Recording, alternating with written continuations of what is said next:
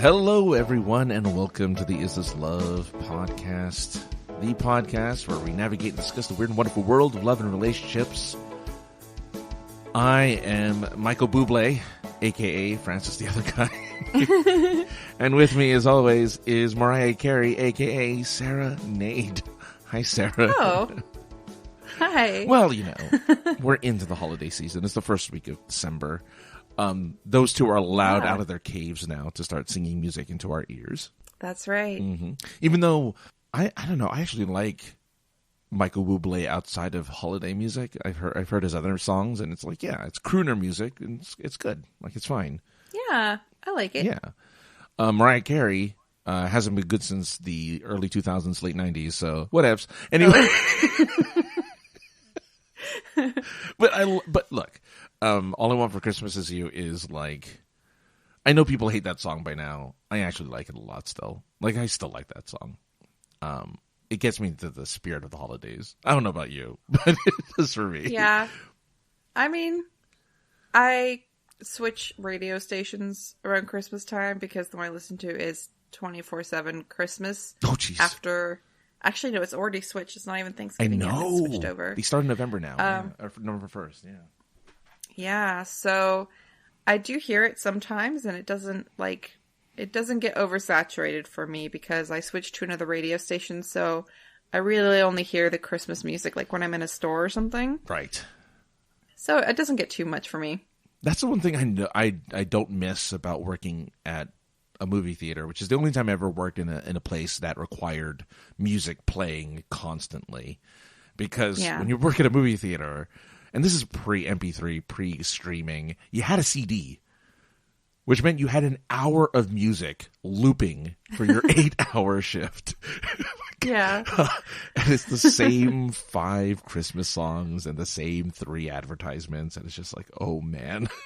The CD had advertisements on it? Yeah, it would be like, oh, join our, or there's this thing that, club that we have that you can sign up for, or there's like special deals on tickets for that particular month or whatever. So they would have that kind of playing as people walked around and waited for the movie. That makes sense, yeah. Yeah. Yeah. When I worked at Starbucks, we had the CD music playing, but I don't remember what we did for Christmas. If we did we must have done something like that. I do kind of like going to like coffee shops and stuff around the holidays and just hearing little bits of the Christmas music is nice. Well, and the difference with the Starbucks, though, what I like about a Starbucks is they use music that you wouldn't normally hear elsewhere because they like to use artists that are not necessarily independent, but they're just different, right? Like, I'll hear a lot of jazz when I go to a Starbucks. I'm like, oh, that's cool. I've never heard of this artist before, and she's kind of jazzy. And I'm like, oh, I like it. And I'll get their music or something. So it's usually stuff that I don't normally hear on the mainstream. So that's nice. But anyway, hi, how are you doing, Sara? I'm good. How are you?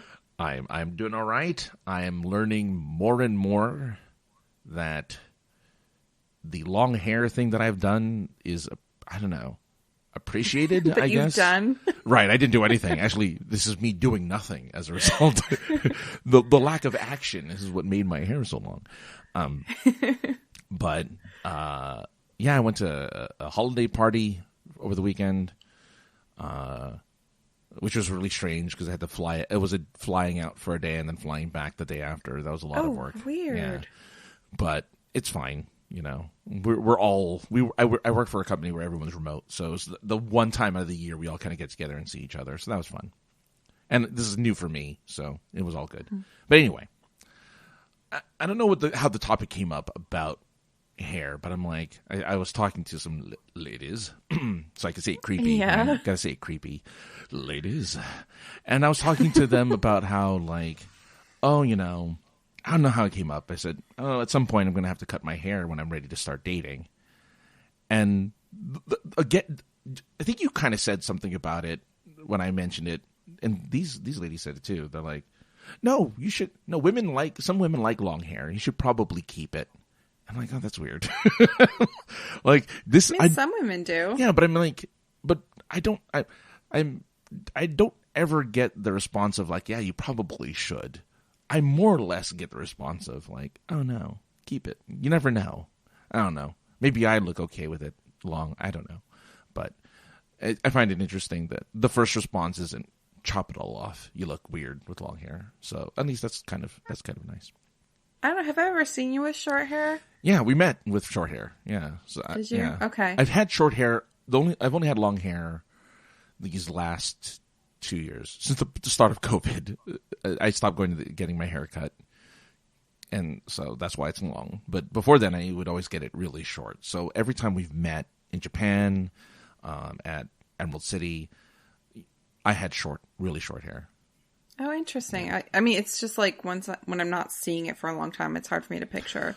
Oh, yeah. I don't know. Like a lot of ladies do like long hair. For me, it's like whenever I'm watching a TV show and they have the dashing guy with like the little bit longer hair for a couple seasons, and then there's like a season where they cut it short. I'm like, ooh, so much better. Well, but I know people liked the way he looked when he was more like, kind of like the more pirate look. But well, I mean, you don't watch a lot of Marvel movies. Do you? Right? Or do you? I don't know.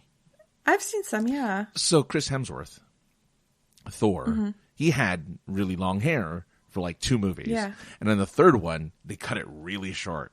And people really liked it when he cut it short because he had really long flowing golden hair. Yeah. For 2 movies. And they're like, I can't really remember what it looked like short, but yeah, because it's long. And long again. hair, and I think long hair looks good on some people, but like I know that there's times when it's supposed to be very attractive, and I'm just like, they look better with it short. but I know that a lot of people just like long hair in general, and I do think some long male haircuts look good too. It depends on the person. Like, I don't think you look like a 90s action movie thug. Well, but some people do. Well, look, here's the thing. At some point, when the dating thing happens again, whoever I date or something and it becomes a serious relationship, I don't particularly care how my hair looks like. I want the person I'm with to like the hair that I have, right? So if they're like, cut it all off, I'm like, all right, I'd cut it all off. Or they're like, keep it long. Keep it long. Like, whatever. I don't particularly care. Like, it doesn't bother me any. I just find it interesting that, and I don't want to talk more about, I keep bringing up my hair because it's such a weird thing. Like, it's just so weird that the response has been like, oh yeah, it's fine. Because in the back of my head, I thought, obviously, short hair. Oh, that's the rave. Like, short hair on guys. Yes. But I'm like, that hasn't been the case for me, which is kind of nice. It's like, okay, I'm doing something different. People seem to like it, or at least not be offended by it, which is kind of nice. So that's all. Have you tried the man bun? I don't know how to do. I don't know how to do anything with my hair. Look it up. Just roll it up. I just have it up. I've had to look up hair stuff before. I'll look it up. It's not always obvious. Yeah, maybe starting tomorrow I'll man bun it and see how it Try goes. It out. Yeah, see how it feels. Yeah, because you never know. Look up a tutorial. Have it right on top. No, that's a top knot, I guess. It has to be in the back for it to be a man bun. They'll show you like different options, and you find the one, and they'll give you the steps. Yeah. Hey, look. I mean, I kept the facial hair, which is also new for me. Like, I'm usually baby faced. I'll look 20 years younger if I shave this all off. That's for sure. But yeah, it's just, I don't know. Anyway, because you're not one to have your hair reach the ground. You like to cut your hair every once in a while, make it look, I guess, manageable. I don't know why. It's too much. It's the longer it is, the more work it is. But yeah, people who have it like down to their butt or whatever. Oh man, that's a lot of work. Do you style it in any way, or do you just kind of it's either up or it's down? Those are your like 2 styles. Yeah, I sometimes will do like braids, like really basic ones, not like French braids. I wish I could do French braids. Really? Those are so cute. Oh. They're very hard. I mean, they're hard for me to do on myself. So occasionally I'll do braids. But yeah, very, very rarely I'll blow it out, but that's a lot of work. Yeah. Well, yeah. I feel like the longer their hair, obviously, the more you have to do. And I'm sorry, everyone who's like bored of this hair talk. I find it fascinating because hair is a big part of a person's look, obviously, right? And especially for men, because at some point men, not necessarily all men, but at some point some men go bald. And that's a big deal because a lot of dudes like base their masculinity on the length, on the fact that they have hair, right? And maybe that's part of why I'm like not just rushing to get my hair cut. It's because like, oh, this is kind of like a sign of my vitality, I suppose, right? Like, oh, that man has hair, right? Like he's not going bald; he has hair, a lot of it, and it's like, yeah, I guess so.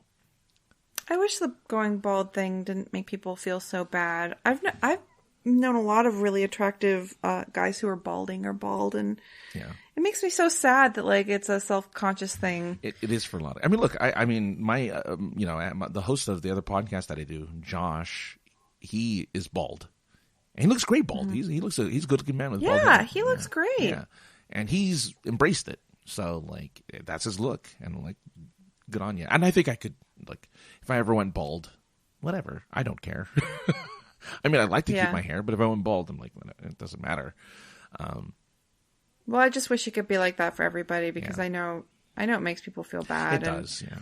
That makes me sad because, like I said, I've definitely known like really attractive people who are balding or bald, and I hate to think about them thinking, like, oh, I'm not.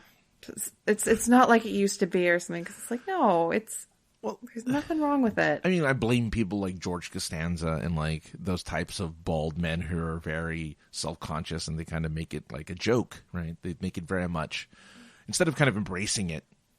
It's part of the humor. It's part of the punchline. Ha! Look at that guy. I could see my face in his head. Yeah, should blame them.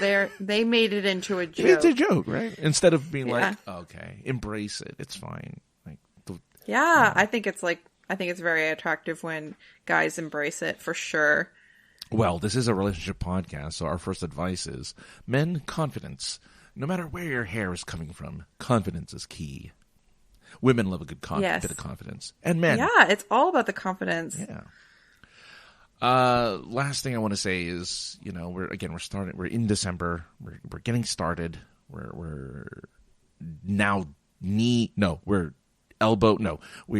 neck deep in the holiday season now. Like, this is it. Ornaments are up. The decorations are up. People have lights up already. It's amazing. My question to you is does this part of the year always seem to just disappear in a flash? Months usually last forever. I think December is like the shortest month, even though it has, a large number of days. I don't know. I feel like there's so much build up to the holidays. I think maybe it feels long because it's like a big, long holiday. Yeah, it does. You're right. To me, it kind of feels long. Yeah. But then it's over and it's like all the holidays are over. That's true. Because we just have this chunk. And then it's like, well, that's it. Next up, summer. Yeah, no kidding. You're right. I love that you just skipped Valentine's Day and went straight to summer. Well,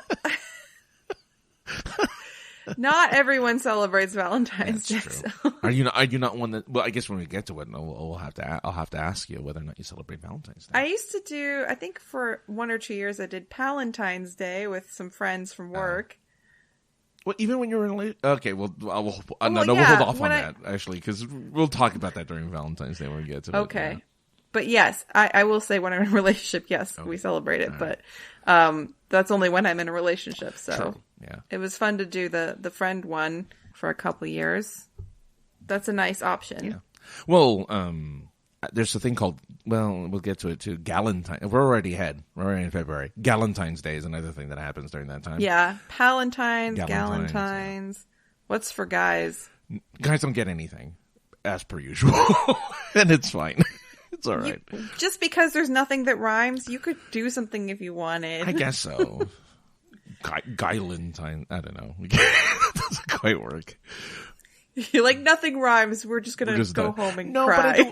But men don't necessarily need it as much, I guess, right? Like, they don't necessarily need the... But don't you feel it on that day when you're single and you're like, I sure would like to be around someone. You do, but not other guys. Guys don't necessarily want to be around other guys when you want to be romantic. It's not like straight men, at least. Maybe gay men, but straight men don't necessarily like, what I really want to be on a day all about love is to be around other men. That's not the first thought that comes to their mind, sadly. Well, then you gotta get in on Palentine's. Yeah. Well, Palentine's, yeah, I guess so. Because Palentine's, even though Palentine's would still, I feel, emphasize the co-ed, or at least romantically. Oh, I see what you mean. Yeah, it's platonic, but then you're just around friends. Yeah. Well, but you're not alone, is the point. I suppose not. Yeah, that's a good point. Anyway. What's funny is I completely negated what I wanted to talk about as our opening topic, but we're just going to get into questions and we'll talk about, I don't know. We have questions from one person today. We have questions from two people. Oh, from two people. Well, yes. But I mean, the other one has their segment. So that's true. That's true. But as we enter into the question segment, and you could do this too. If you can ask all the questions you want from us. We're more than happy to answer as many as you like. So if you want to send some, it's isthislovepod@gmail.com. You can send all your questions there. You can send multiple. We'll be happy to answer as many as we can on the show. But let's enter into the segment we like to call the Is This Love Questions? I made a hand gesture that no one could see. Not even Sarah, because it was off camera. I kind of saw it. You kind of saw it. Okay, good. Yeah. All right. So we got a question from emailer and constant contributor, famous contributor, Anthony Davis. What does he have to say and ask? Yeah.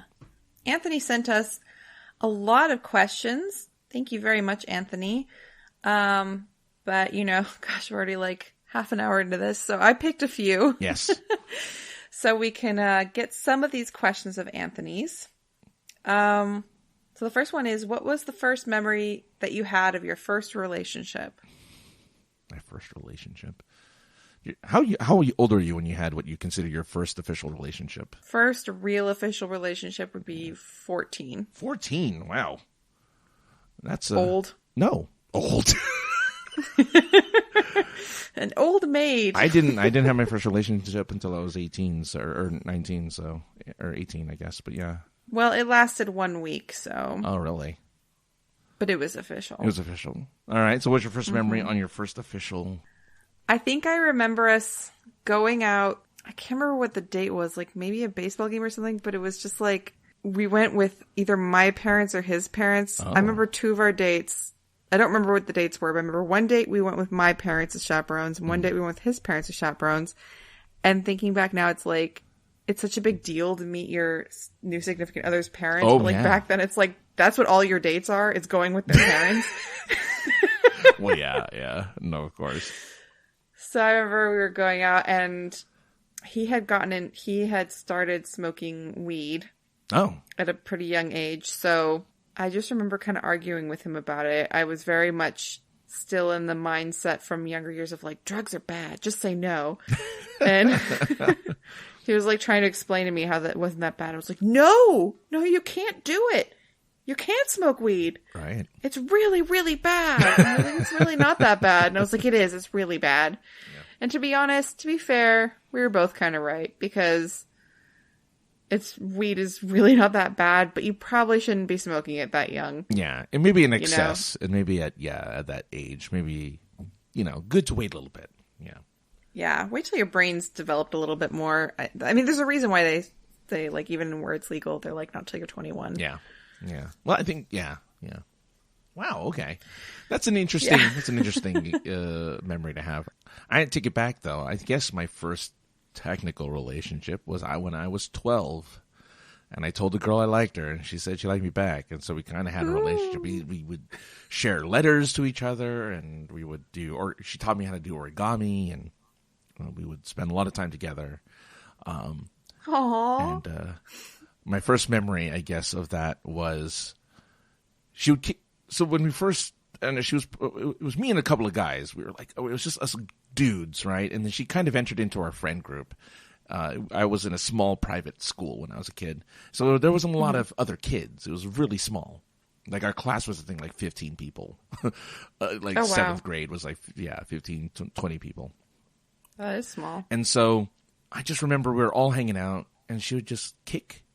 She would kick all of us, but she would kick me in the shins. I'm like, okay, whatever. Anyway, it didn't matter. And I don't know, at some point, I'm like, I pulled her aside and I just told her, I'm like, you know what? I like you. And she just screamed it out in like in the middle of our little like playground area. She just screamed it. I'm like, shh, stop it. Stop freaking out. She screamed out that she liked you? I don't remember. Well, no, she screamed in surprise that I said that I liked her, and she did like me back, obviously, because we had a thing. But it was she was in shock that any boy, in seventh grade would be interested in her. Well, I'll tell you, as a girl at that age, just the ideas of a relationship is very exciting. I mean, I guess it was, right, but yeah, so for like oh my god, maybe like 6 months to a year, because she ended up moving. I don't remember. Aww. So about a year, I think it lasted until she moved away. And I'm like, oh, all right. But yeah, my first memory was her in shock, and then kind of like the start of us writing letters to each other and sending each other notes. It's very cute. That's so cute. Yeah, that's very cute. Yeah, I mean, I kind of wish I still had them because I keep everything, and it would be a kind of cute little memory to have. Is like, here it was when I was a kid. And I'm like, that's kind of cool. I don't think I have them anymore though. Maybe I do in some box somewhere that I don't know about. But man, that'd have been cute. Anyway, what's the next question? That would be cool. Okay, the next question is: do you think what people find to be attractive has changed over the generations? I don't know. Do you think? Do you think that? Yeah, absolutely. Ooh. Yes, definitely. 100%. All right. Give an example then. Okay. Let's see. Putting you on the spot. I'm thinking about like in olden times when the dresses had like that like bustle thing like in the back where it make your butt look really big. Yeah. But then you look at the 90s and there was like heroin chic. Where people were like... That's what it's called? Heroin chic in the 90s were all the like when the models had like the almost like the streak lines, like they made the makeup like make their eyes look sunken and they were super thin. So like you have like in some generations they're trying to look extra like healthy and like curvaceous and stuff, and then other generations they're actually like the appealing look is like sickly. I didn't realize it was called heroin chic. That's an amazing name. You never heard that? No. That was like I feel like Kate Moss maybe was part of that. Oh yeah, if anyone, it'd be her because she's super skinny. Yeah. Wow. And then, probably, I would say Courtney Love was probably a big proponent of that. Was she? I don't know. She looked. Do people find her attractive? I don't know. Kurt Cobain did apparently. So, somebody did. Yeah, I don't know. I mean, I didn't know she was really part of like the aesthetic of stuff. But yeah, there's been, if you just look at like the fashion for women throughout the years, like they accentuate different things depending on what people find attractive. Or you look at the back in the time when women's like hairlines were like plucked, so they had like those huge foreheads. Or when everyone was wearing powdered wigs. Yeah. Well, powdered wigs was more of a hygienic thing because people couldn't bathe often. So the powdered wig was to hide. It became like they got like all crazy with them, and it was like a fashion. It was definitely a fashiony thing. But yeah, there's practicality to some of these things for sure. I don't know. You can probably think of some things, right? Well, yeah. I think. Yeah, I think the basic standards of what is considered attractive and beautiful, I think, still apply. We still look for symmetry. We still look for, all that stuff. But I think that our definition of what is considered attractive physically has become much more. Because before it was like, show the ankle, show the wrist, so too much, Well, show the neck. Now it's just like thongs everywhere. There's beauty standards that people try to meet, Yeah. right? Like the more beauty standards you can meet, the more attractive you will be, found by like most people. Right. Excuse me. So society's beauty standards change. So depending on what like generation or decade you're in, there's different there's a different mold for you to try to fit into. Right. So yeah, like symmetry is, and That's universal though, I think. Symmetry and all that. symmetry is usually what people are looking for, but there's all different kinds of qualities to being attractive that change, besides just being lucky enough to be born with symmetry. Right. I think most people have symmetry. I think the vast majority of people have symmetry. Well, what does that even mean? Because people are like, what's attractive is symmetry. And it's like, Well, I know a lot of people who are symmetrical and are not very attractive. Right. Well, no, but that's the really basic, right? Like what we consider, like what babies find like more, they're more drawn to, are symmetry versus asymmetry, right? Asymmetry is considered more unique. Maybe it's more proportions, like the eyes are this big compared to the nose, compared to the mouth, and they're this spaced apart. And there's a science to it. There is a science to it. It's weird that there is, but yeah. I think there's like a triangle it is. that you're supposed to fit into. Mm-hmm. Yeah. Not an actual triangle, but yeah. Yeah. Everyone must be a triangle.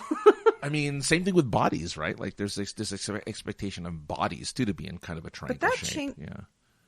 It can be. There's like especially for men.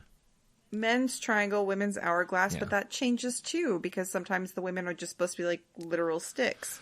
Right. And very little curves. Right. But then other times in history curves were good. Yeah. So yeah, that changes. It does. But I think that there is a basic set of rules for what's considered attractive. I think nowadays though, less is more for a lot of people. I'm noticing that we no longer hide things anymore. Imagination is no longer needed when it comes to fashion and what's considered attractive. I find that more and more people, based on, and again, I realize my bias is showing because I live in Southern California. I understand this, okay? I get it. I understand where I'm coming from. But also, like, I'll get recommendations on Instagram or something of people not in California. And I'm like, oh, it seems to be a little more universal that this is the type of clothing that people like to wear. And it seems to be a little bit more revealing than it used to be. So it's like, okay, we're back there again. Because for a while it was high-waisted jeans and like showing no low cut shirts and stuff. Like that used to be the thing for a while. Now we're back on our trends are faster, which is crazy. Our fashion trends are moving so much faster. But I think like we're on the uptrend of like, oh, show a little bit more, like be a little more adventurous in your clothing, et cetera, et cetera. Yeah, I wonder. I mean, I do think attractiveness and fashion do overlap. Yeah. I guess I think of attractiveness, I more think like what your face, hair, and body are supposed to look like. Yeah. And then for fashion, it might be like how those desired traits of the time are being accentuated by the current fashion, or how maybe even how they're being like shown but sort of hidden based on the current values. Yes. Yeah. But again, is fluctuating so much faster nowadays than they were before. Like we had decades of trends. Now we have like a couple years of a trend and then it changes like every couple years. Yeah. It's insane how fast it's moving, right? I mean, TikTok is the definition of like, this is what's trendy for young people. Even adults. Yeah. Even like, I shouldn't say adults, but like there's adults there that are young people. But I'm like, people in their 50s, 60s, like they're dressing, dudes and ladies are just dressing a certain way, right? And it's really interesting to me. And I'm behind on all of this. well, it's fine because for people who haven't seen Sarah, she's just kind of like, she dressed comfortably, right? Which is not a bad thing, but I think people will find that. Well, but here's the thing, right? Some people find that. Well, I think there's enough people who find that attractive. This is like saying you look tired. You don't look tired, but you look comfortable. Well, look, you're not someone who's like wearing low cut T-shirts, and you're not trying to like. Not usually. And you actually don't live in an environment that warrants that type of clothing like I do, right? I live in a place where it's very common to just dress a certain way all year round, but not everyone is like that. So, that's why I'm saying I do have some nicer clothes, but usually when we're doing our podcast, I'm not saying you don't have nice clothing. I'm not dressing up in like a tux or anything when we do the podcast either, right? Like I just dress. Because I'm gonna have to get my ball gown out from now on. But I'm just saying, like I've seen what when you're in social situations, it's not like you're dressing in a skimpy skirt and like a low cut blouse or anything. I like jeans and a t-shirt, shirts. Yeah. Which is, again, I think the vast majority of people anyway outside of Southern California. Right? Southern California is where... It's too cold here to dress like Southern Californians. Yeah, exactly. That's kind of what the point I'm trying to make is like, yes, I know I'm saying that Sarah dresses a certain way, but it's their environment as well is just like, there's, some people's personalities aren't like, I need to show everything to everybody all the time, always. And there's some people who do want to show everything to everyone all the time, always. I had a job with a coworker who was very much chestily endowed, and she didn't care that she wore clothing where she would literally fall out to the point where she did not fall out. No. Well, here's the thing. She wore there was one day it never happened again, but maybe it did. I don't remember. But there was this one day she apparently wore a really low cut shirt to the point where... Didn't they make you say something? No, they covered her up before I came into work that day, saying you need to cover up because there's only two guys who work in this office, and one of them is married, and the other guy is single, and you don't need him distracted by your cleavage while he's working. Oh my God! And so we hung out after work. And I didn't know that was a thing until she took her jacket off. And I'm like, oh my God, she's about to fall out of her shirt. Like she literally was just like one bounce away from just like, there they are. And I'm like, oh, okay, I see. Because she even told me that's what happened. I'm like, I told him, like, I get it. I understand why. Because that's a really revealing shirt. Like, Jesus Christ. Yeah. Like, what are you doing? I mean, I worked places where... I wore an undershirt under some shirts because I've never worked somewhere where they would let it get that bad before they did something about it. Right. Like they would definitely say something like the first, time you wore something kind of low cut. That's pretty crazy. I've never seen anything like that in an office. Well, it's she was young. I mean, she was like in her early 20s. So, I mean, I guess that was just the style of the time. But yeah, I don't know. I mean, it's I don't know. I obviously, like, I didn't care. I mean, I did care. I mean, I was a single guy. I wanted to see, like, whatever. Like, I didn't care that much about it. But, overall, I guess I understand. I understand where they were coming from. I understand where they were going. So attraction, yeah, I don't know. I mean, yeah, I think I'll just end with. I think because of online dating and we have access to more attractive people, I think looks play a bigger role nowadays for attraction than it used to. I think it does. Be. I just because that's our first kind of we used to get to know people and then get into relationships with them. Now we kind of just like, do I look like the way they look? Okay, then we look at the profile. Then that's so different, right? I mean, like maybe that's like a Southern California thing too. I feel like No, I think that's I feel like up here people actually really read the profiles a lot. Yeah. And are like, well, maybe they're attractive, but let me see what it says about them before and then I'm like, oh, now they're very attractive now that I read this. Well, yeah. Or, maybe not so much. Maybe that's just me and my friends. I don't know. Yeah, I don't know. All right, what do we have next? Let's see. What is the best way to stay happy in a long-term relationship? Now, Anthony, before you go like, well, what about the other questions? We're going to actually do a bonus episode on the Patreon for some of these other questions that we'll pick and choose some of them, and we won't be able to answer all of them because you gave us 20 questions. You gave us a lot of questions, so we're going to answer as many as we can. But I think some of them are fun to answer on a after show. So, what is the best way to stay happy in a long-term relationship? Well, that's a good question. If we had that answer, we'd probably still be in a relationship. The answer is you can't. You cannot always be happy forever. No, that's true. No, I'm sorry. That's not what he's asking. I mean, you can't stay happy probably forever unless, dripping with cynicism. Oh. I'm just saying you can't always be happy. No. But you can return to happiness. Yeah. I don't think the question was like, how do you stay happy 100% of the time in a long-term relationship? I'm pretty sure.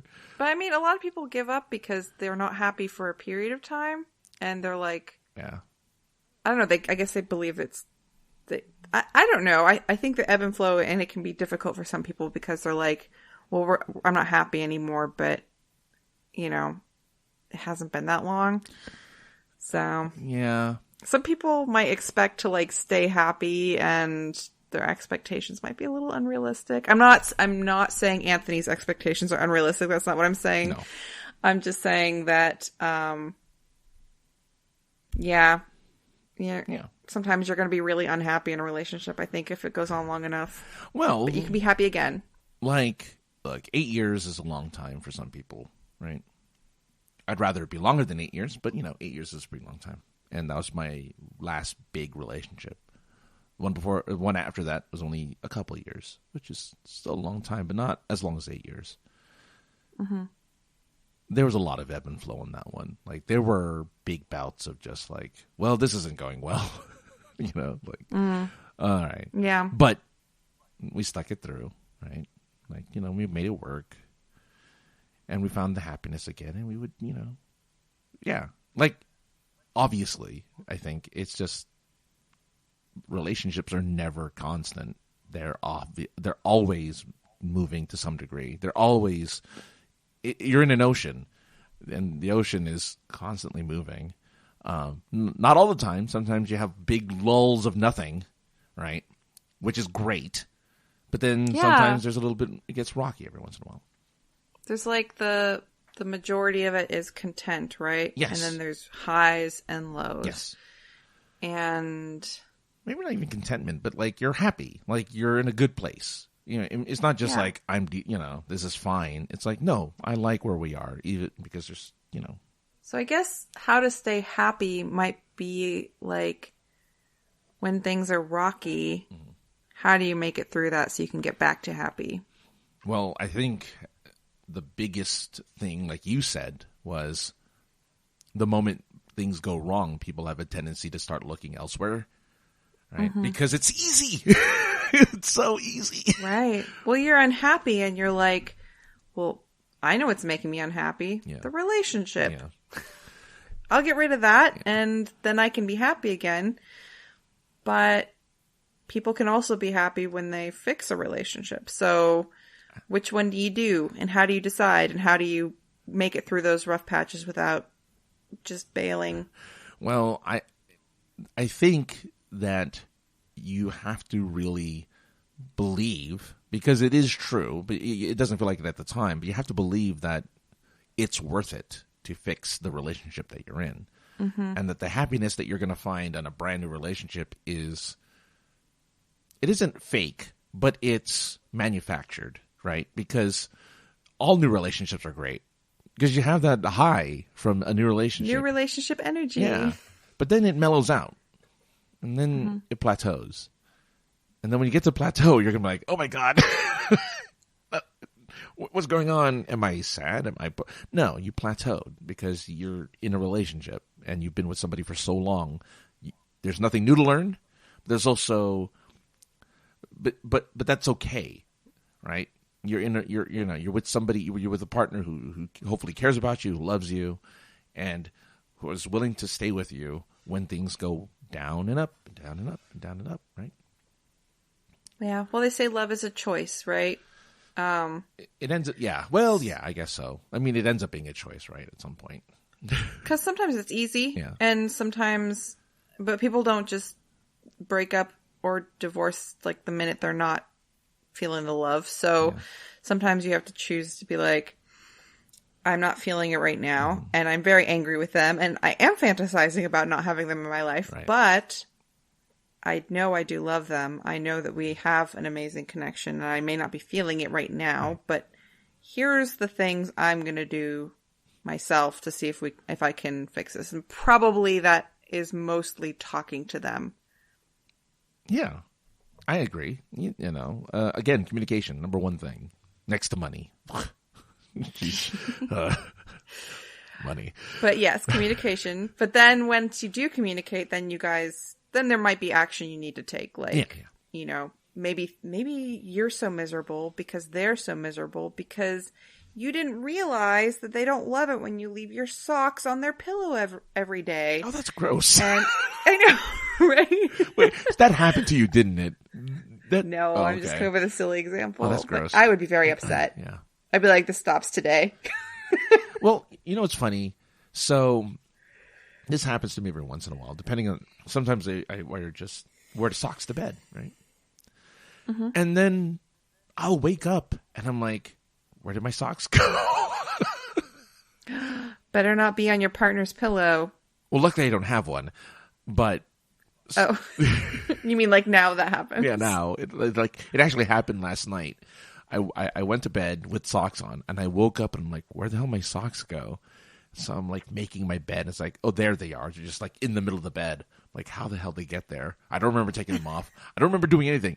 Holy crap, do I sleepwalk? Oh my God. No, I think I just take off my socks. Because I don't remember taking my socks. I don't remember just like putting them out there, but apparently I take off my socks in the middle of the night. Anyway. So yeah. Well, maybe that's what your partner tells you is the reason the relationship is miserable right now, because you keep just leaving your socks in the bed. Yeah. I mean, my imaginary girlfriend really hates that I keep my socks out there. One day. One day. Yeah, no, that's probably not going to be the reason, but, you know. No, here's the thing. When I was with my ex-wife, because that's, yeah, anyway, I have to stop giving disclaimers as to why. That's my longest relationship. But the worst part about the reason why I would keep my socks on is because she would take hers off and she would have cold feet, and she would put her feet on my feet, and it would wake me up because they're so ice cold, and I don't know why her feet always got cold. It was the worst thing ever because it was just like wait. Because she didn't wear socks. That's why her feet got cold. But then she went to my feet because my feet are warm. They're like, I'm going to have my feet warm with your feet. It's like, don't do that. They're cold. You're like, you wear socks. Just wear socks to bed if your feet get cold.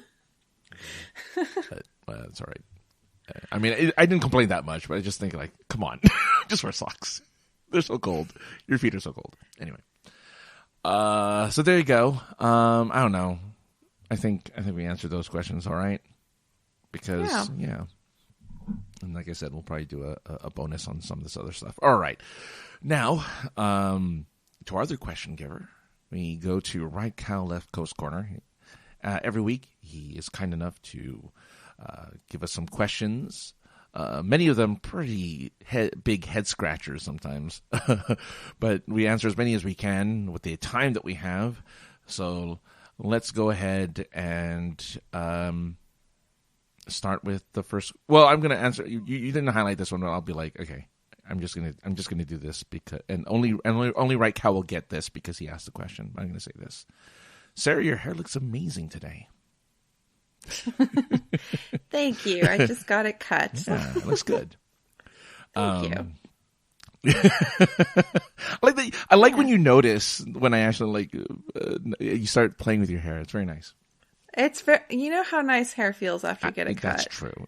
Yeah, because they do and it happened today, right? You just got it done today. Mm-hmm. Yeah, it smells good too. Oh, I bet it does. Yeah, it smells like product. Oh no! Oh really? Oh no, that's not a good smell though. Yeah, product smells good. Well, what kind? Not like. But not like. It's a sweet smell though, right? The product has this kind of a sweet smell, right? Yeah, it's not like the not the weird chemical stuff they use to like bleach. No, it smells like. Well, you just said product, so I'm like, oh, that doesn't sound good. No, like shampoo, oils, like nice. Volumizer, which usually doesn't smell bad. I think it usually smells pretty good. Oh, there you go. Very nice. Yeah, smells good. Oh, good. Well, I'm happy to hear that. Thanks.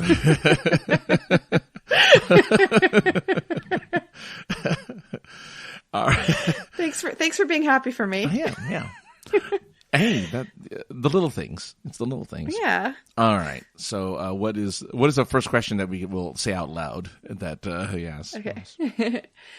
Alaska pays people to live there. Also, there's a large Filipino American population there. Have you seriously been considering moving to the 49th state, Francis?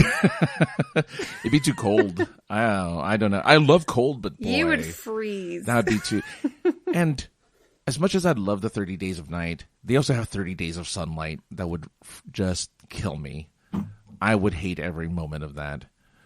Even though I know I could get blackout curtains and I can tell when night is. But boy, oh boy, if they just had just endless day, I would hate everything. It's so cool though. My parents actually went there for some of that this summer, and they nice. Took a picture at this baseball game at 2 a.m. and it looks like it's noon. It's so cool. Whoa. What is a baseball game happening at 2 a.m.?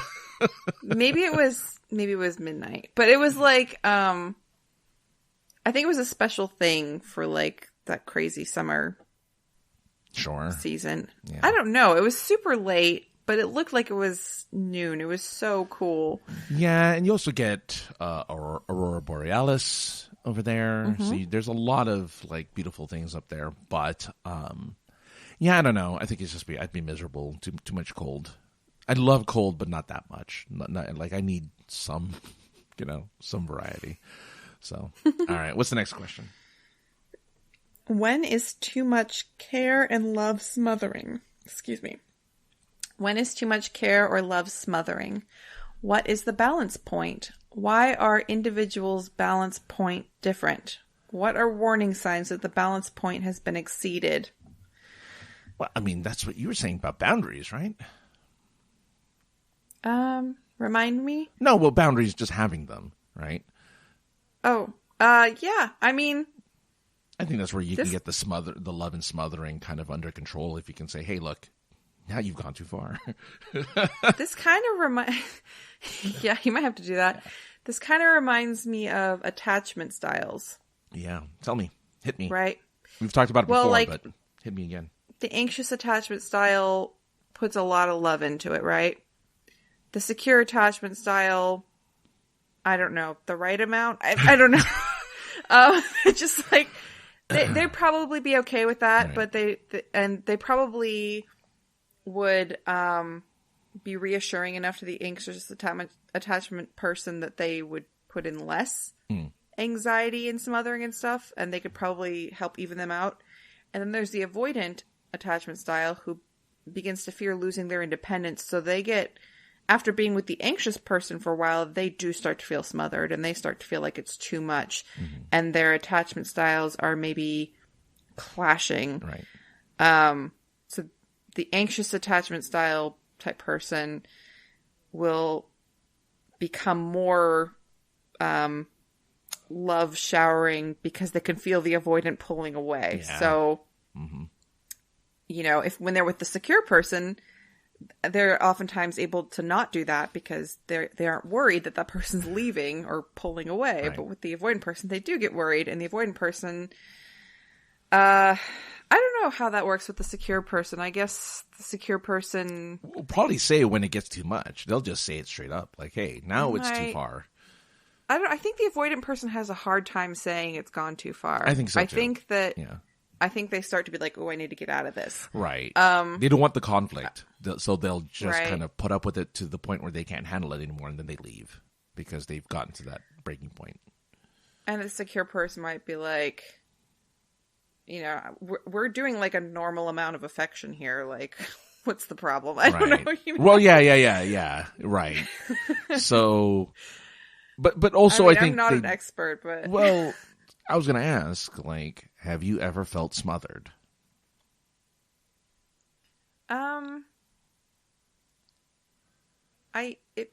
In a relationship, it's usually in the beginning of the relationship. If the other person moves very fast or has a lot of affection, like right from the start. Right. I don't know if it's like smothered or if I get just kind of like overwhelmed. Yeah. Yes, I get overwhelmed. But that, if I continue my relationship with them, then I will start to I'll catch up on those feelings. Right? Generally that's what happens. Right. Sometimes we're both pretty heavy from the start. So, I don't know that I really feel smothered. Okay. I'm pretty sure I've smothered somebody at some point in the early stages, but I don't think I've ever felt smothered. As a matter of fact, I usually feel quite the opposite. I feel I don't get love or care enough usually from a partner. But that's because I'm very much, it's my own fault for not kind of asking for it, and instead just like, again, I will give whatever my partner wants and needs, and I never really ask anything in return. And so as a result, I sometimes feel neglected. I'm like, I think that might be characteristics of the anxious attachment style. Hey, could be. There's nothing wrong with it. Yeah. Actually, there's nothing wrong with it, actually, because the anxious attachment style can be a very good partner, particularly with the secure attachment style. Sure. Well, I mean, I hope so. Yeah. I think that can definitely work out. Yeah. You don't want to let the anxiety too much overpower everything. No, I can get there sometimes though. But yeah, like I'm a giver. In as many aspects of the relationship as I possibly can. So yeah. And I will say, a lot of people feel that the whole attachment style thing has been debunked. So I'll just throw that out there. Like, this isn't, gospel or anything. Right. But it's an interesting kind of concept that you can definitely see patterns and stuff, right? Yeah, it makes a lot of sense when I apply it to myself and different people I've dated, for sure. Yeah. Okay. Well, yeah. So finding the balance, I think hopefully you and your partner are aware enough about each other that you'll naturally find that balance. But sometimes, again, obviously talking about it, but I think people just naturally find it, right? Like, especially if you're aware of body language. So in other words, if you do something to somebody, that sounds awful, but if you're affectionate towards someone to a degree, and they react positively, obviously you want to do it more. But then when they start kind of, shying away, or maybe like really giving you the cold shoulder, then hopefully you're aware of that enough to be like, okay, I know to step back. That's too much. So hopefully that balance is just simply reading the other person's body language and their cues and be able to get it that way. And obviously it's not just physical affection, but even just like verbally, you say something and they react with a smile, but then you do it so much that they're like, okay, they look worried. So you know to back off a little bit. I mean, it's good that it's definitely, you can pick up a lot that way, but it's also, it's up to the person who's feeling overwhelmed to be communicating to. Right. Like, well, I mean, that's one way to communicate, right? Though is through nonverbal. But yes, you can, but that actually, I think that makes people even more anxious when they're like, I feel like there's something wrong, but they're not saying anything. They're just acting differently. Right. I think that's when you need to like, just tell them what's going on. Because when you don't, and when you just kind of pull away and they can just feel it or sense it, that causes a lot of problems. And you can just be honest. And I know it's scary to be honest sometimes. I think we talked about that last episode, but it's better all around. Both people need to do that, right? Both the person who's being the smotherer needs to be receptive to that, but the person who's feeling overwhelmed needs to express it. Right. So if they don't express it, though, because he was asking what are the warning signs, just body language, I guess, would be the biggest one. Yeah, so. I guess you could say, look, you're acting very different. Yeah. Like, what's going on? Something's going on here, and hopefully they tell you. Yeah. Hopefully they tell you what's going on. Yeah. I mean, I learned it took a while, but I learned licking my partner's face. Though I found it funny, they didn't like it very much. Oh my gosh, I would hate that so much. Well, I did it originally because I knew that she was like, oh, that grosses me out. So I'm like, haha, funny. Then it was like, okay, obviously it obviously really hates it, so I'm going to stop. Like, I'm not there to get a foot to the face. Is that how you found out? No, luckily that never happened. But, I mean, again, there's a price to being playful, right? I'm definitely someone who likes to try to be playful, and to the point of like annoying you a little bit, but not to the point where you hate me. It's like I just want to like poke you a little bit every once in a while, just for fun. Oh man. But again, once I know, but I'm really good at reading cues and poking the bear. I'm really good at reading cues, so I know when to stop and I know when not to do stuff. So yeah. I'm not here to. Well, sometimes it's fun. I don't know. Anyway, all right, what's the next question?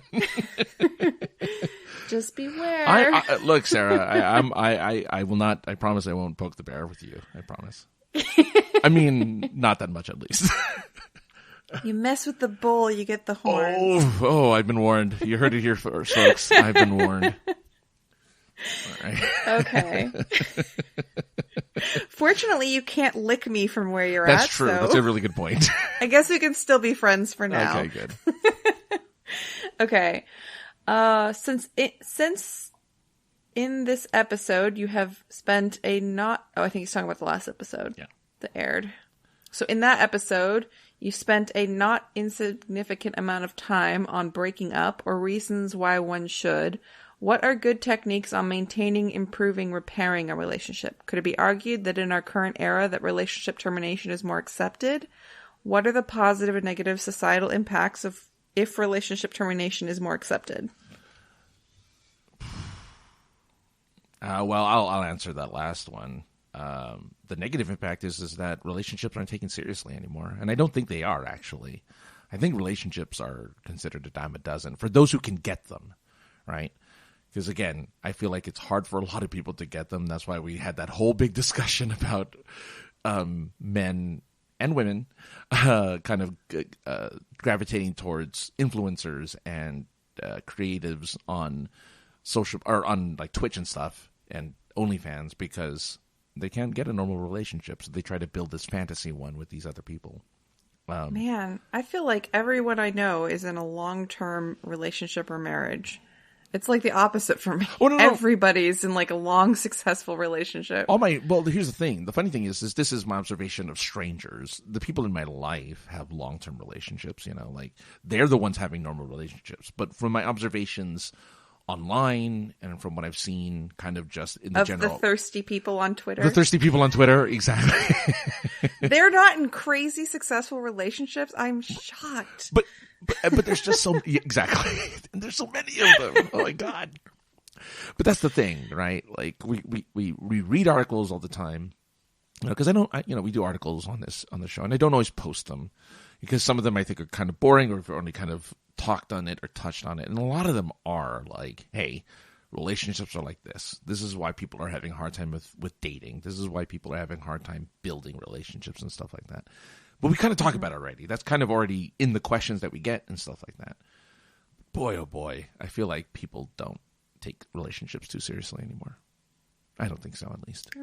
I know. I mean, I know that we are lucky. I think that's why we're kind of normal, right? Like we're not just bouncing from you and I are not just bouncing relationship to relationship, right?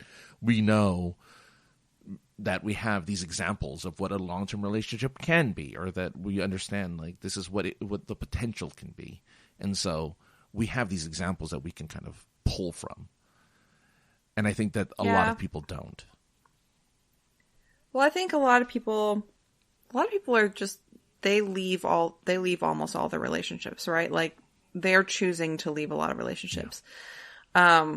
Like I'm probably like 50-50 on, maybe I've ended less relationships than have been ended by my partner. Right. Yeah. So I would say I'm like in the mindset that I do want a long-term relationship, and I'm, do want to make that work. And I think a lot of people are, but they still find themselves leaving, looking for something better often. Yeah. So yeah, maybe because, and maybe you're the same way, like, because I know so many people in long-term relationships, I don't just, I'm not always just looking for the next best thing. Yeah. I am looking for like something good to last a long time. Yeah. But it is hard Yeah. because there's also a lot of people that we're dating that are gonna leave and, not be satisfied with any one relationship. So yeah, you're kind of stuck if you're single and you're still dating. You got to try to find another person who wants a long-term relationship and is capable of making it work. Right. And sometimes it can feel like there's just not enough of those to go around. But I think there are. I think there are a lot of people like that. I think sometimes you run into a lot of partners who are okay terminating relationships before they've given it their all, Yeah, I agree. I mean, look, we're two examples of people who I feel like I've been there. I've done the long-term relationship. It's what I prefer. It's my goal. My goal isn't to be, even though my last one didn't last as long as I had hoped, but it's just, again, it was circumstances more than anything else. But I'm hoping to find myself in a circumstance where I can feel comfortable in it being long-term, where I can see them more frequently, where I can be with them more often, whatever it happens to be, however it happens to work out. But yeah, like, and same with you, right? You want someone who is, who you feel you can be in a long-term relationship with. You're not looking for someone right now, you're looking for someone long-term. And so we have, so we exist as people. We exist in the world of dating. We exist to find others of like mind. The only problem is that, I think there is a culture now of like relationships are easy to come by. Relationships aren't like,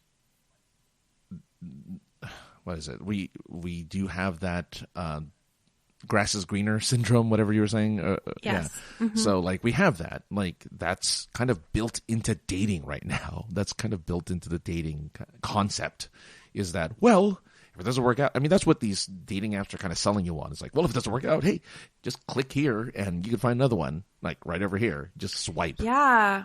I read lots of stories about people who find out their significant other is on Tinder, has gotten on dating apps again. And it's like, you're not even trying hard enough to make it work before you, you're not even going to do the work of breaking up before you get on another app. It's funny you should say that, because there was an article for like a month ago I was going to put into our rotation of how, or maybe I did put it in, I don't remember, but there's this culture of this woman was on Tinder or something, and every other person that she matched with was in a relationship. Somehow she found out or knew that they were married or had a girlfriend or something. Oh my God. And that she just, and apparently it's normal. It's considered normal. Like, that's a thing. That can't be normal. That's so sad. Yeah. That's so depressing. It is.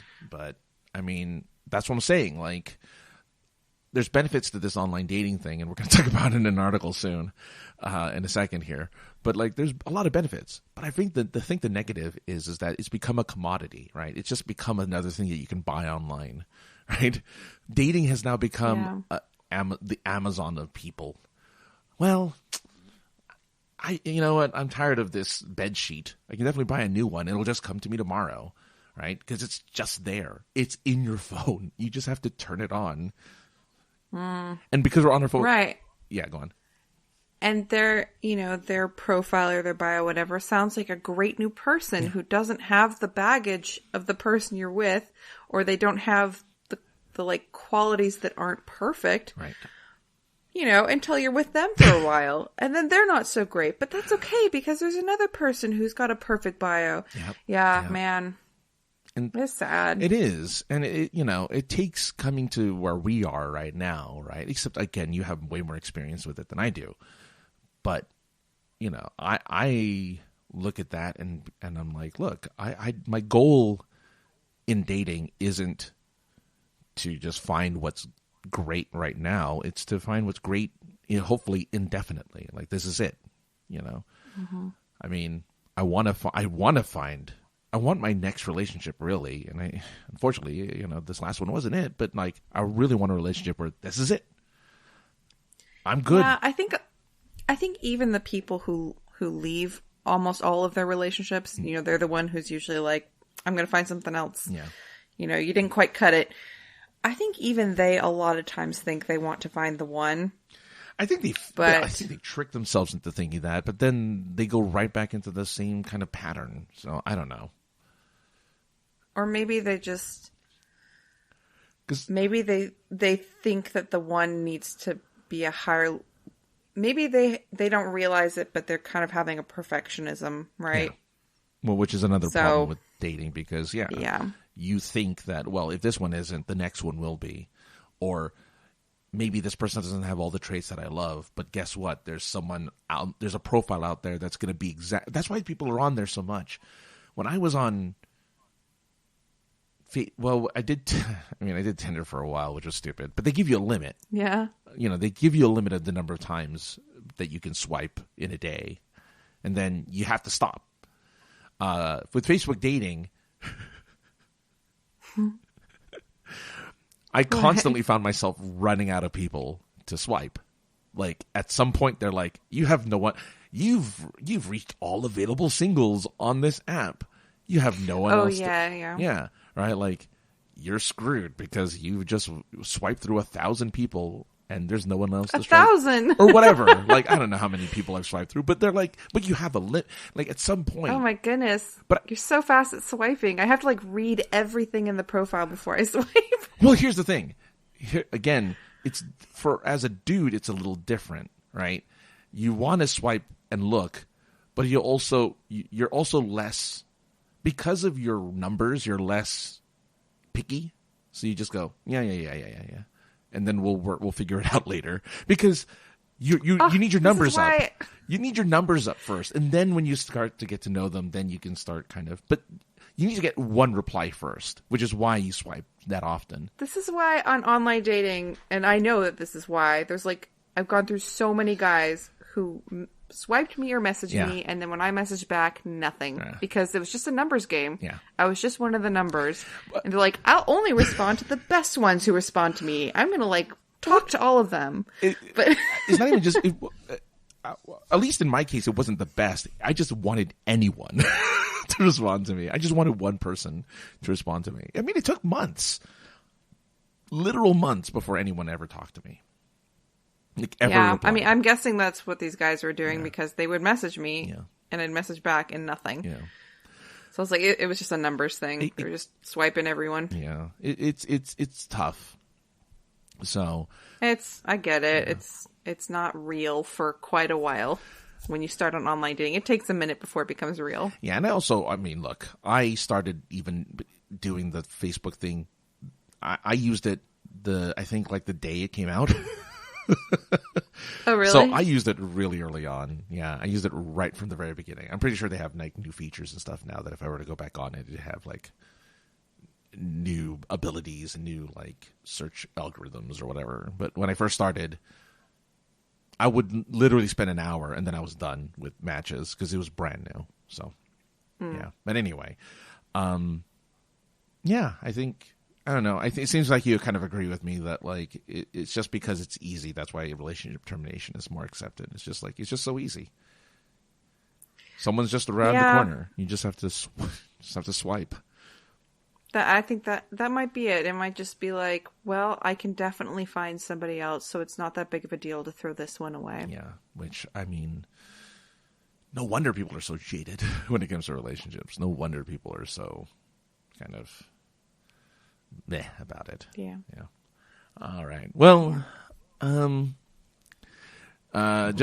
so yeah, as for, I guess the one other question from that, the maintaining, improving, and repairing a relationship, we've kind of already talked about it, so I don't know if we necessarily have to repeat it, but a lot of conversation, communication, therapy if necessary. But yeah, I mean, there's no one specific technique. Everyone is a little bit different, but yeah, makes me sad. Yeah. Oh no. Well, look. Don't. Hey, look. Well, look. Here's the thing. You know, I'm gonna do a crying episode next. Are we both gonna? I'm not gonna cry alone. We're just gonna sob for like 2 hours. If you sob with me, I'm down with a sobbing episode. Just depressed at the state of the world. I mean, okay, it is depressing, but also there's sunshine and cats, so let's not be too depressed. That's true. That is true. There is sunshine and cats. Very specifically, sunshine and cats. Two wonderful things. Speaking of wonderful things, we have a wonderful little article from the Guardian, as they say in France. Talking about the rise and fall of dating apps. Sarah, what is this article trying to tell us? Okay. It was a long one, so let me just That's look at what this again. she said. So anyways, that's the laugh you get now. I like it. I want more of it, actually. Smother me with those laughter. That's fine by me. Well, I like what this article says because one thing I noticed a lot of people say is we should just go out and meet people in real life. I'm one of those people. Yeah, I'm one of those people. And I'm like, okay, that sounds great, but have you actually done it lately? Like, how has that worked out? Because that doesn't seem to be the world anymore. Yeah. And this lady points out it's because of the dating apps. And like, that makes perfect sense because the dating app culture has made us weirder in person. I mean, with strangers. Yeah. So, and it just has really changed how we date in general. Oh no, Pete is doing something. I'm like trying to discourage him from doing bad things by like petting him with my foot, but he's just like, now playing with I'm not going to stop doing this. Oh jeez. Oh, wonderful. Pete, the defiant one. I thought if I petted him with my foot, he would enjoy it and like just start rolling around, but no, he's still being naughty. Needs a hand. Petting with a hand is better than with a foot. Petting with a hand. Yeah. Now he's happy. Yeah. See? He's like, yeah, he's like, I need scratches. Yeah. Okay. So I do like how she points out that things actually aren't really great to meet people in person anymore. And there is a real reason. It's actually the dating apps that did it. Mm-hmm. Gosh, this is a very long article, but she does go through some interesting talk about apps that are trying to sort of fix the problem with dating apps. She does say that you can't fix an app with apps with an app. I mean, right. Yeah, no. But I don't know. What about this one Thursday? Did you see that? Yeah, Thursday. Yeah. I didn't look into it though, but because there's a link to to Get Thursday, so like there is an app for that. It's called the Offline Dating App. Exclusive events every Thursday, or match, chat, and meet other members that same day. Guess where but it's only for certain locations too, which is kind of funny. It's only for London and New York City, according to this. Oh, yeah. But I'm certain they'll I mean, look, they'll expand it to the rest of the world, I'm certain. They have to try it out in the really populated areas first. Yeah. But it's for people who have... Yeah, I heard that. Did you hear the I purring? heard the He's so happy. Oh, Pete the podcat is a very happy cat. Look at that. Oh, there you go. I'm keeping this audio, by the way. I'm not going to edit this out. He is rubbing his face all over the mic. Yeah, you can hear his teeth. His teeth on there. But purring so happily. But you know what? You're giving him all the love, which is good. I am. That's yeah. But look, this is for people who are tired of dating apps. Because, yeah, dating apps have made us weird in person. Like, we don't know how to talk to people anymore. We don't know how to approach them anymore. Totally. We're so used to knowing everything about a person before we talk to them based off of apps, right? Like, we go onto an app, we already know a little bit about the person we're talking to right before we make our first move. So we can really think about that first talk. But also, we at some point, like, sometimes we get a little over involved in the app and we just chat and chat and chat. We never meet in person. That's true. Which is another thing this article talks about, I think. It does say that you shouldn't do that. It says you should meet as soon as you can, because if you build it up and then you meet in person, it could be turn out you just wasted your time. Yeah. It could be a huge. I have been on the apps before though, and like run into some more. I'm talking to them, and we say like 2 lines to each other, and they're like, "I hate chatting on here. Let's meet up." And I actually do need to chat with someone for a little while, not months. Yeah. We were talking. I was joking about becoming a catfish earlier. Again, totally a joke. Yes. Not a real suggestion. Yeah. But that's what happens there, right? Like, they're talking for months or years before meeting. Yeah. Yeah. Didn't turn out so good. No. And that's a huge problem. I think breaking the ice is good. I like the concept of breaking the ice online and then meeting in person. I think that's a really good way of doing things. Or even doing something like this where it's a video conversation. That's a good, at least, half step towards meeting in person. Yeah, right? I did a video date once. Yeah. It was nice. It helped me know that it was a no thank you. Exactly, right? Yeah, you'll know immediately whether or not there's chemistry. Yeah. And so, or, they say a couple things where you're like, ooh, I don't agree with that at all. Oh, wow. They went straight into it. It's like, let me tell you about politics. Well, they definitely said some things where I was like, ooh, I'm very uncomfortable with some of the things that you're saying about other people. You know what? I really hate Asians. I was like, whoa. Maybe not that direct. Oh, okay. It's like, dude, I'm Asian. I mean, lady.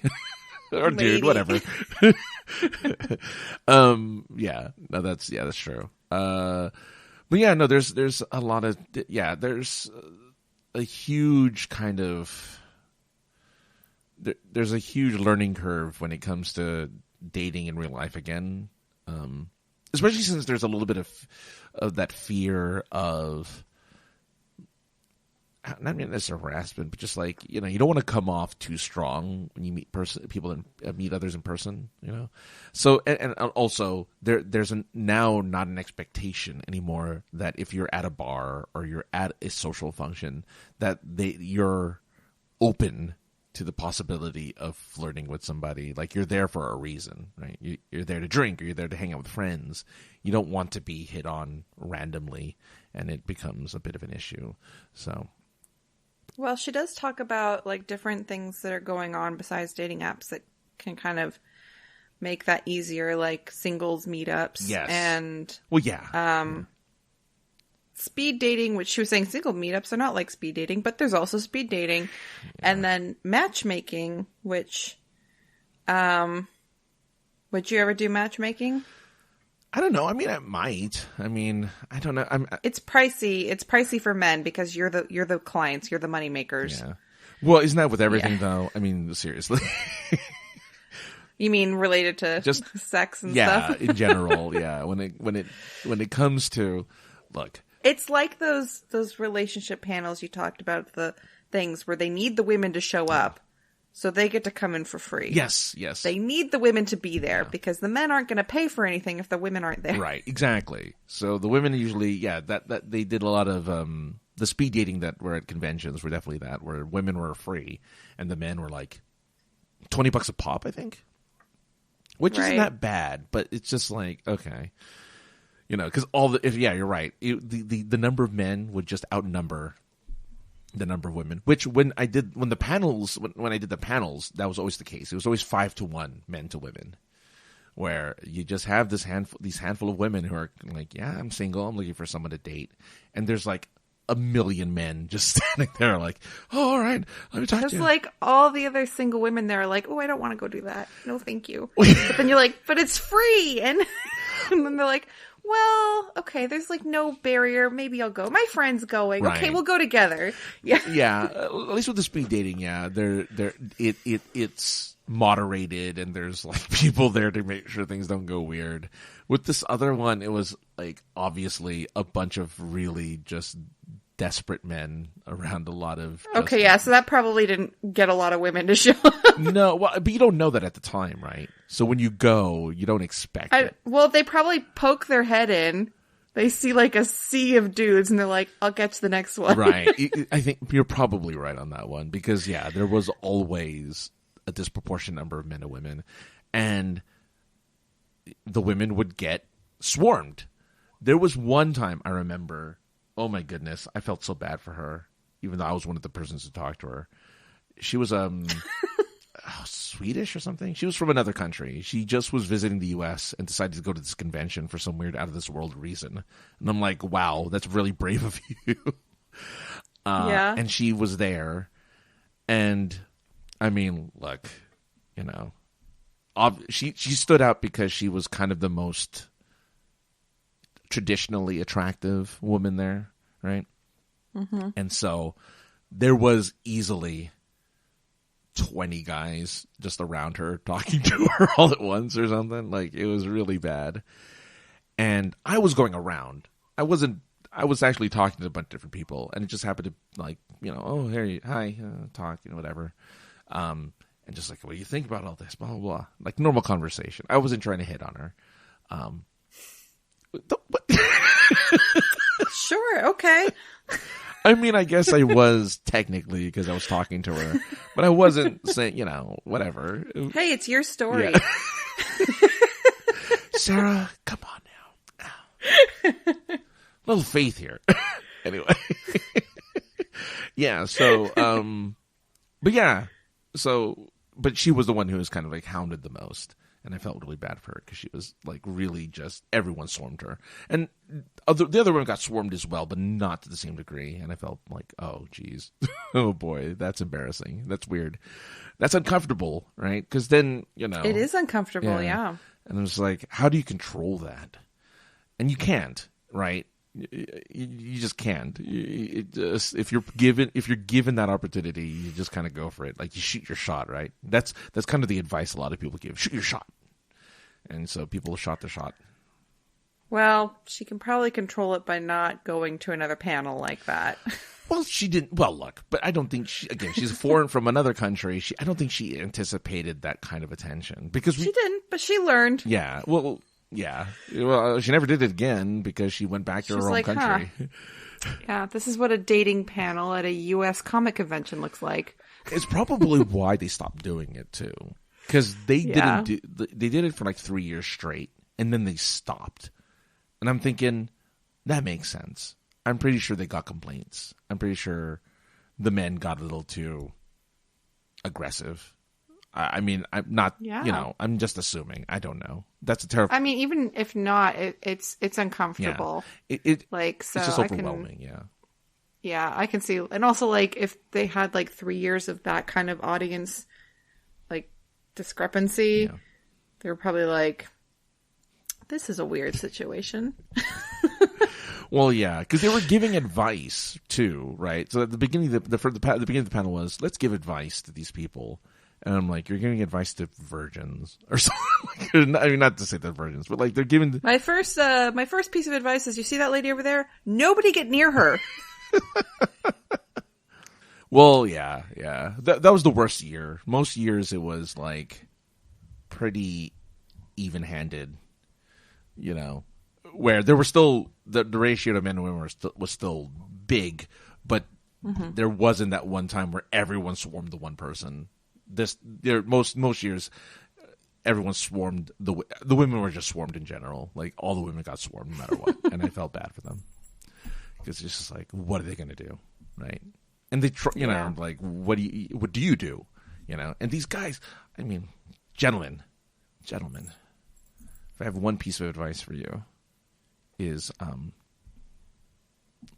if you're gonna do a dating panel, Google what are good things to say and talk to about women, towards women, just in general.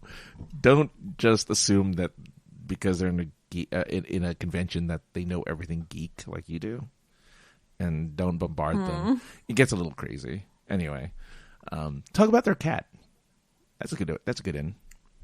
I just feel like if you're just from what you're describing, and this isn't a speed dating panel. It wasn't. No, this was right. Just there were like little games that people got to play. So it was kind of like a way to socialize and mingle through like little games and stuff. Yeah. So it wasn't really like. So I would say the advice would be just don't hit on them at all in this scenario where they're surrounded by dudes who all want to do that. Like, just, wait until you maybe see them later, right, if you do. Because, like, yeah, it's just like all the fish coming at the, one piece of fish food. Yeah, it was pretty insane. Yeah, it was piranhas all going for that piece of meat. Like, just see the water just like, relax, guys, relax. It's okay. Women exist outside of this room. It's all right.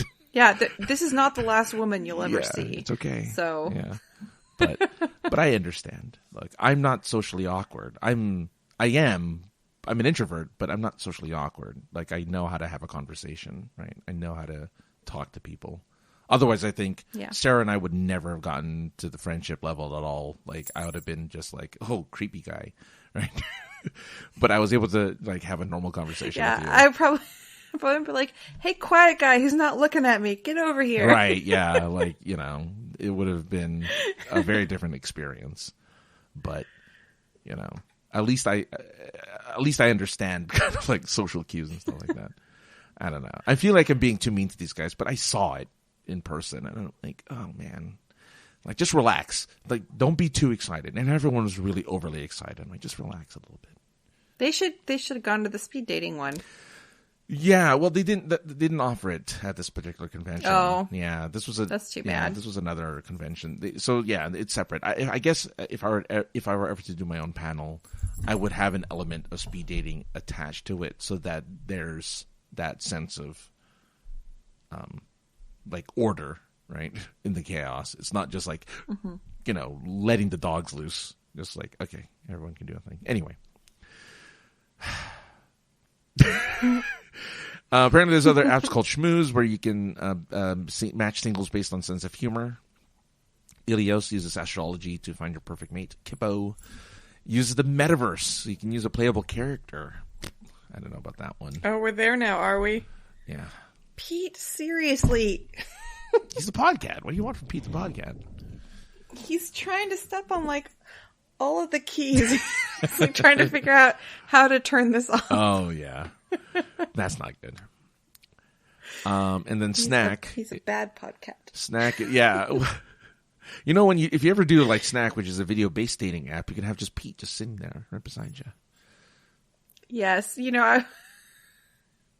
I was told by someone once, and this was probably a lie because he was my ex giving me quote-unquote helpful advice for my dating apps. Yeah. Don't even ask why I was talking to an ex about my dating apps. It was a very weird and messy situation. Interesting. Okay. But I had a picture, because we still lived together because the lease wasn't up. It was very messy. Yeah.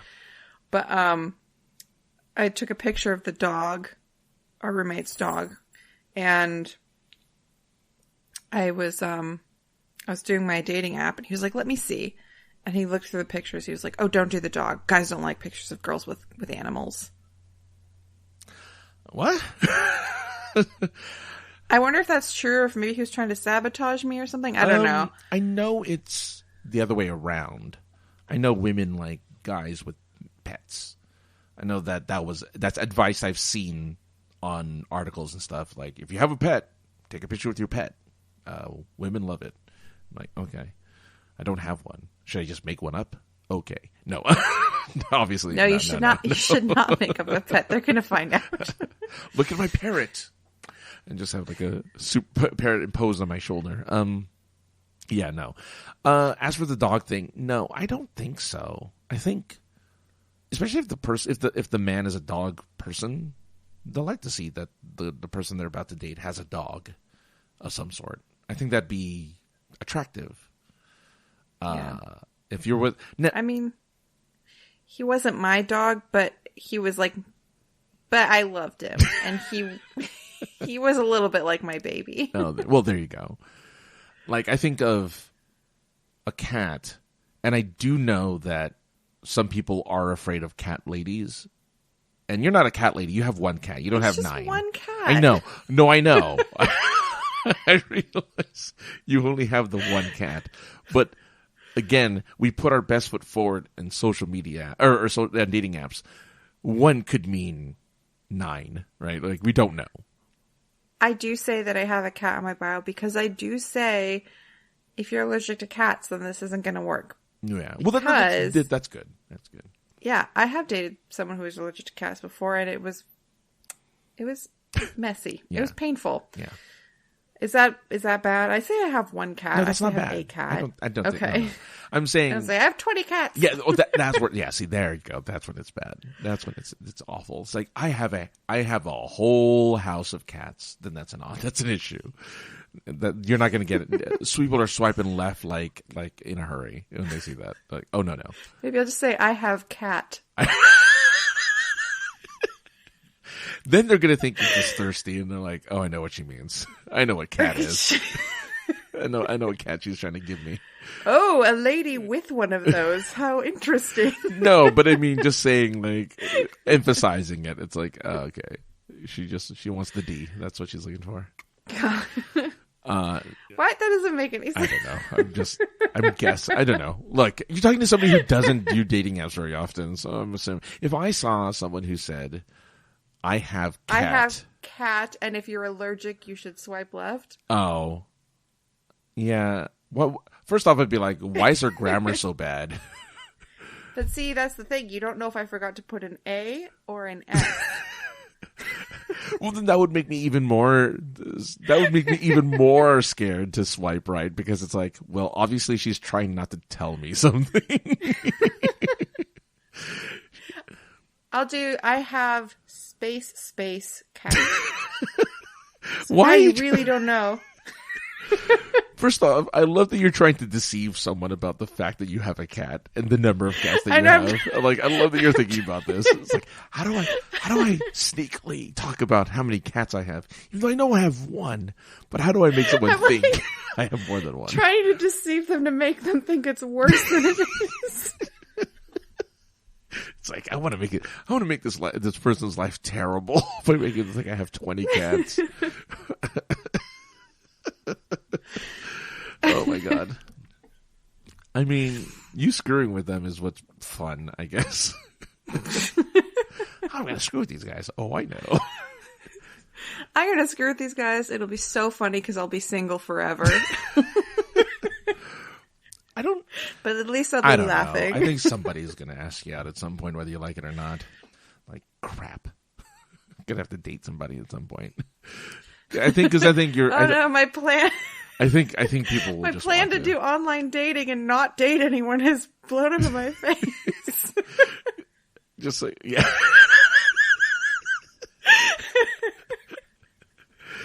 I mean, I'm just saying, even if you didn't attempt, like, let's say you didn't, I think you're approachable enough. I think someone would be able to ask you out in person, even though I know that's totally against what the article is saying. I think someone at some point would be like, oh, she has nice hair. Should go talk to her. Yeah. It smells like product. I don't know. I've been told that, well, this is by girls. I've been told I have a face that looks like I might be mean or like stuck up or something. So I don't know. I don't know how approachable I am. You have RBF? Hopefully not. I haven't heard that. Okay. But I have heard like, they thought I might be like kind of a mean girl or something. Well, the thing is, I've only ever, like, I was introduced to you by our, mutual acquaintance. So you were already kind of sociable anyway. So I didn't get that impression from you. And then when we do this, it's not like we don't know who we are. So it's not like I get that impression either. Yeah. So it's hard for me to say. Based off of my experience with you, though, just kind of hanging out and talking, I could see some, like, if you, let's say you were in a social situation, right? And you were talking to somebody and it was fairly obvious, like, you guys weren't dating. Maybe it's body language. Maybe it's just something you're saying. Like, oh, man, dating is tough. You just say it out loud or something. And a guy looks at you. I don't think they'd be like, ugh, she looks mean. Yeah, I don't know. She looks honestly unapproachable. I think people would be like, oh, she's available. I know that much.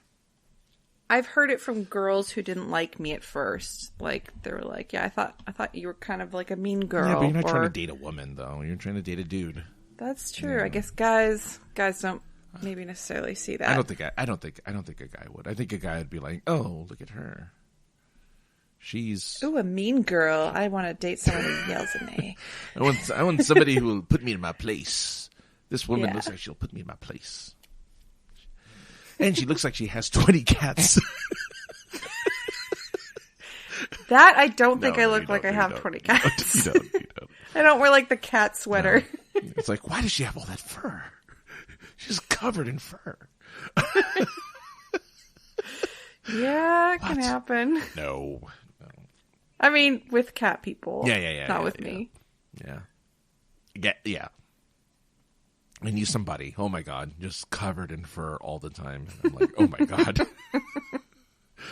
Do you not own a lint brush or something? Like, what is going on? Why can't you just like normally take care of your pants?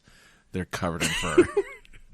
It's tough with the pants because the cats like rub up against them right before you leave the house. Yeah. No, that is tough. I'm just saying. And and listeners, don't ask why I'm just staring at some lady's pants. It's just noticeable. It's hard when they're like covered in hair. Yeah, it's just like not hard. It's hard not to notice. It's like, oh my God, that's a lot of cat hair, or at least animal hair, cat or dog. It doesn't matter. There's a lot of fur. So, yeah. Anyway, well, as is our new tradition, Sara and I's new tradition is to go overly long on our episodes because that's just what we do. We're I think we're actually enjoying talking to each other, which is kind of crazy, isn't it, folks? Two co-hosts of a podcast actually enjoying each other's conversation. But I know I talk too much. I apologize to everybody. Remember when this was going to be a 1-hour show? I know. We're going to do it. Well, maybe next week we'll do the bonus question episode because we don't have time tonight. But anyway, bye everyone. Thanks for everyone for listening. It is, again, the holiday season. If you happen to feel up for it and you want to give yourself a gift by giving me one, you can go to the patreon.com/aka the other guy and you can give $1 a month and you can listen to bonus episodes. I know I'm behind. I apologize. Busy. It's been busy the last few weeks. Episodes 10 and 11 will be up soon, I promise. And hopefully more so afterwards. We'll do some more episodes. We'll do some more stuff. And we'll answer questions and all that good stuff at what? Is This Love Pod? Thank you.